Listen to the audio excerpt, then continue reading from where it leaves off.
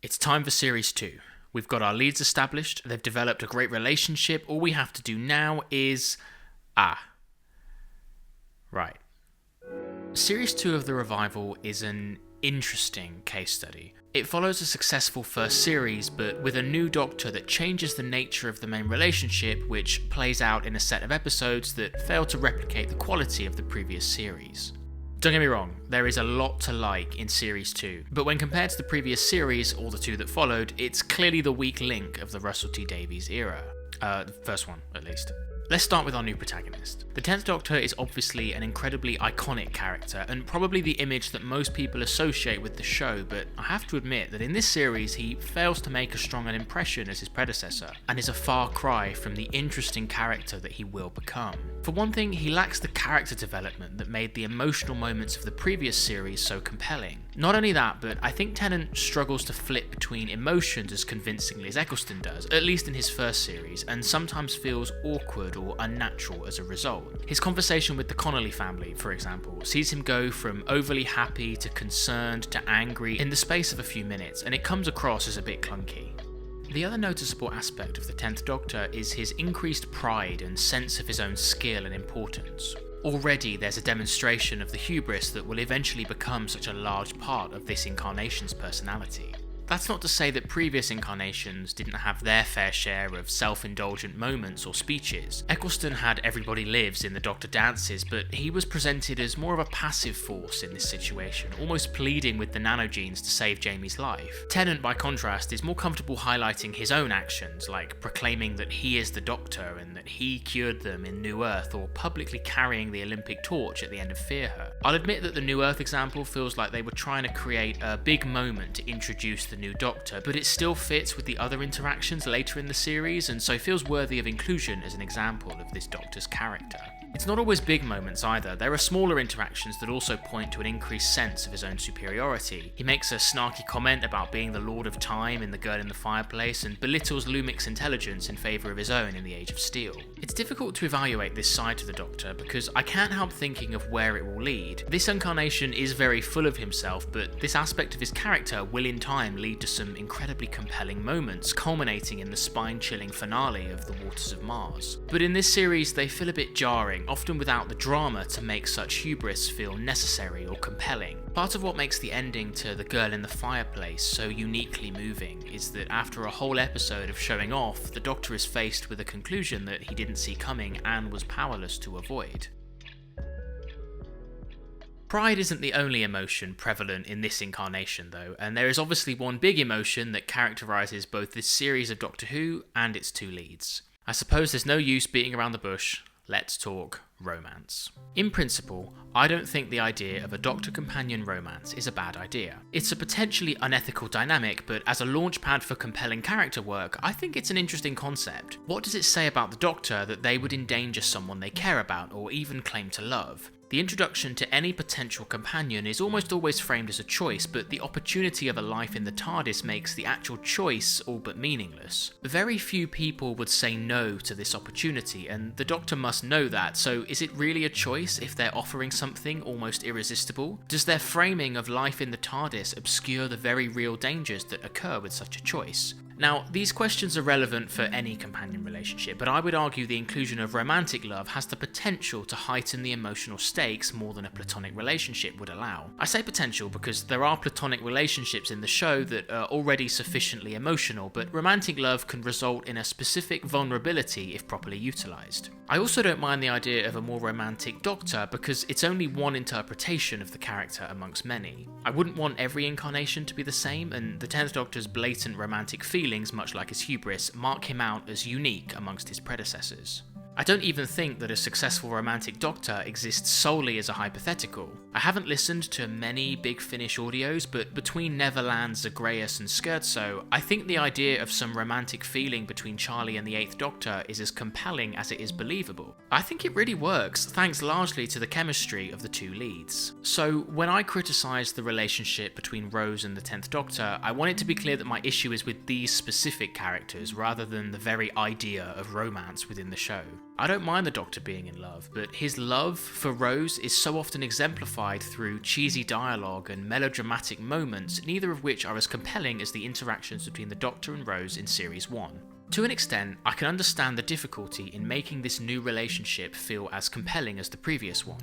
Much of Series 1 had been dedicated to the burgeoning relationship between the Ninth Doctor and Rose, culminating in their kiss in the Parting of the Ways. The Doctor regenerates at the end of Series 1, but you can't dedicate a whole series to bringing these characters close together again because you've done that already. Also, Rose is due to leave at the end of Series 2, so you'd need these characters to be as close as they're ever going to get before the final episode in order to ensure the emotional weight of her departure.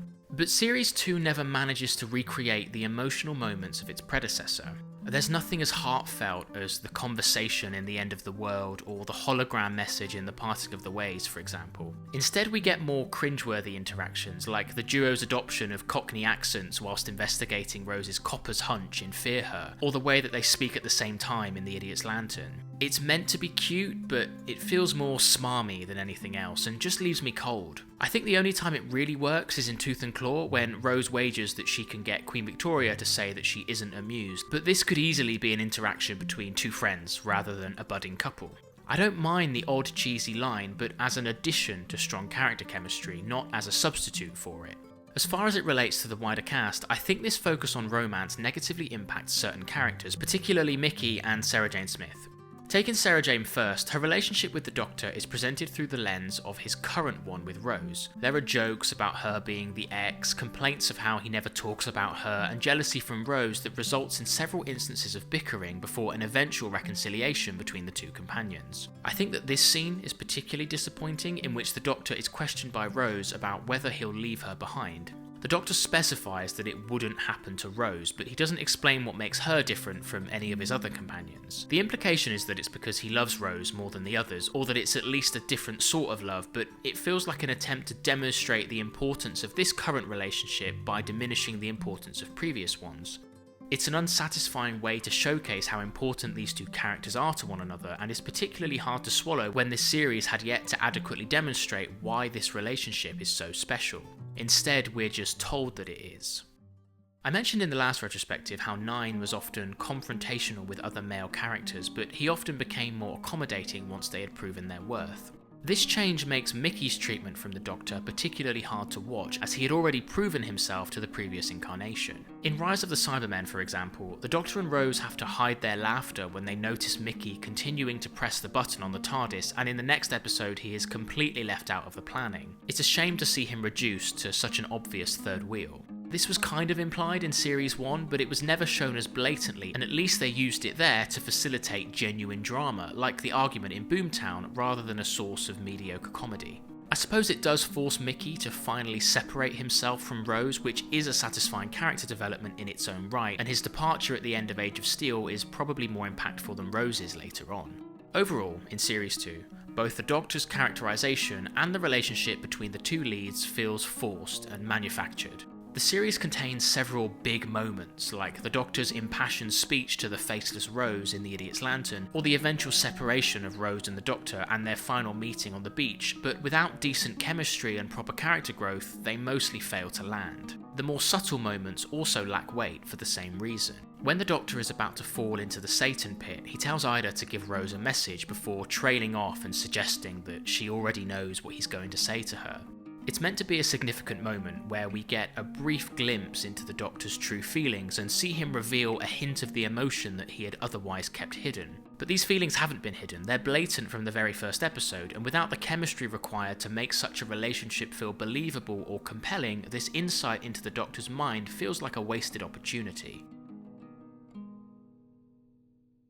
Another issue that Series 2 has, coming after Series 1, is that the drama generated by the conflict between life at home and life in the TARDIS has been concluded without much to replace it. Jackie, for example, is a minimised presence in Series 2, which is a great shame. In fact, of the few emotional moments that really land, several of them revolve around Jackie, like her confrontation with Elton in Love and Monsters, or her reunion with Pete Tyler in the finale. Love and Monsters in particular, for all its faults, gives a snapshot of the loneliness that Jackie feels back at home, and it's the best example of how some of the emotional conflicts of Series 1 could have been developed successfully into Series 2.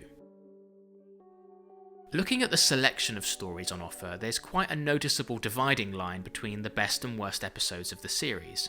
This contrast is made more prominent by the weak story arc, leaving each individual story feeling untethered from the wider series. These are episodes that are only tied together loosely, to the point that their running order feels largely irrelevant.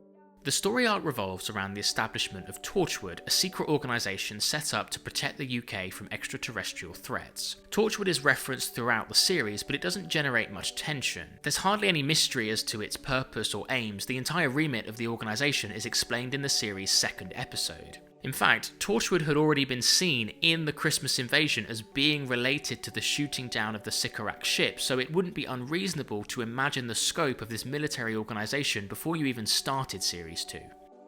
Bad Wolf was a similarly subtle story arc, but I would argue that it was a more successful one. For one, the name Bad Wolf invites greater speculation because it's an abstract concept rather than the military organisation that Torchwood had already been teased as being. Not only that, but the protagonists actually reference Bad Wolf in Series 1, like in Boomtown when they have a moment to reflect at how these two words seem to be following them around, and then again in the episode Bad Wolf. These moments give the entire series a feeling of momentum, as if the strange Bad Wolf is drawing closer as you progress through these 13 episodes. When they reference the events of The Unquiet Dead in Boomtown, it makes The Unquiet Dead feel like an essential piece of this puzzle, rewarding the viewer for having seen these episodes in the correct order. It provides a little boost to some of Series 1's weaker episodes, which is a luxury that the weaker episodes of Series 2 fail to receive.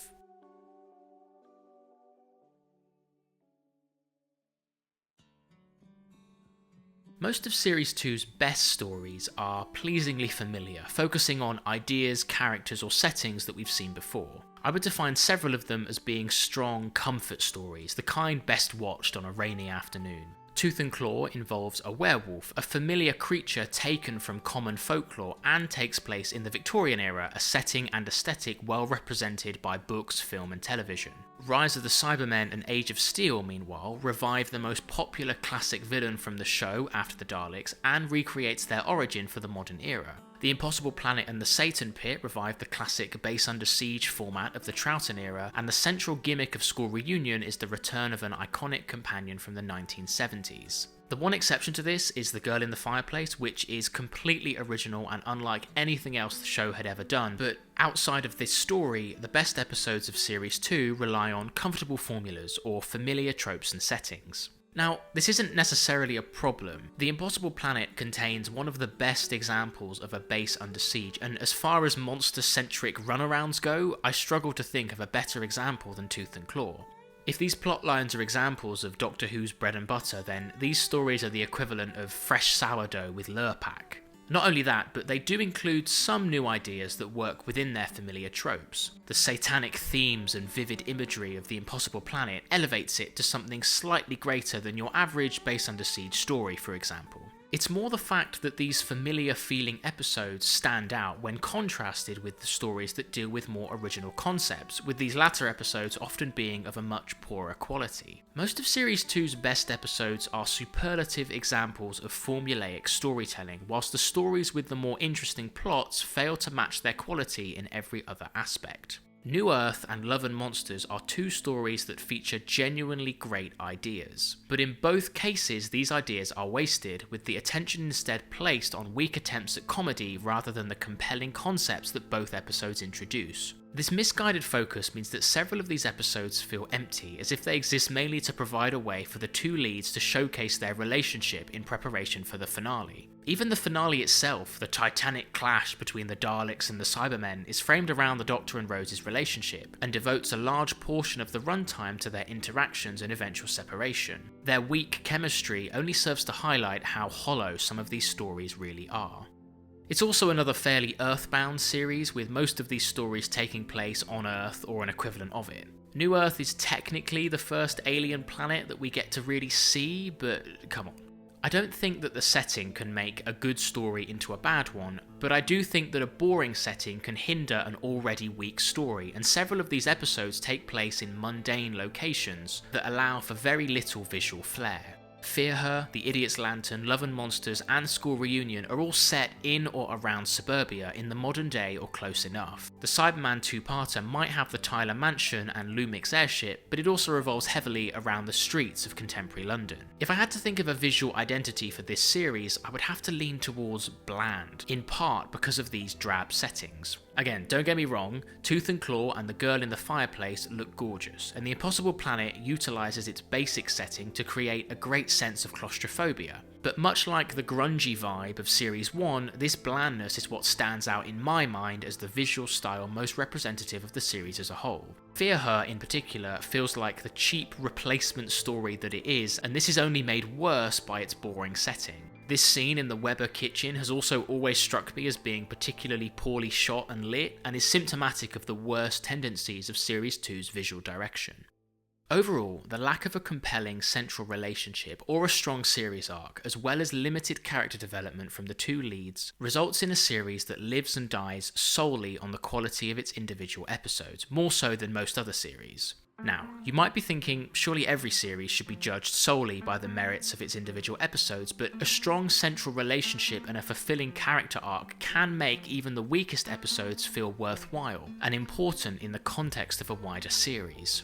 The End of the World is a pretty basic episode, but the key moments of character development between the two leads makes it one that I never want to skip. Likewise in Aliens of London and World War III, however jarring you might find the Slitheen, the conflict between Jackie and the Doctor with Rose in the middle is enough to keep me watching every time I see it. Without such attributes, Series 2 feels more like a detour than a real step forward, a grab bag of episodes that fails to match the consistency or the cohesion of the previous series. For every enjoyable story, there is one that fails to fulfill the potential of its premise, and even the best episodes mostly feel like throwbacks to familiar ideas and styles. Often very entertaining throwbacks, but throwbacks nonetheless. Thanks for watching this retrospective video. Be sure to stay tuned for the upcoming ranking video, and feel free to check out my video on Series 1 if you haven't already. I promise it's not as critical as this one was.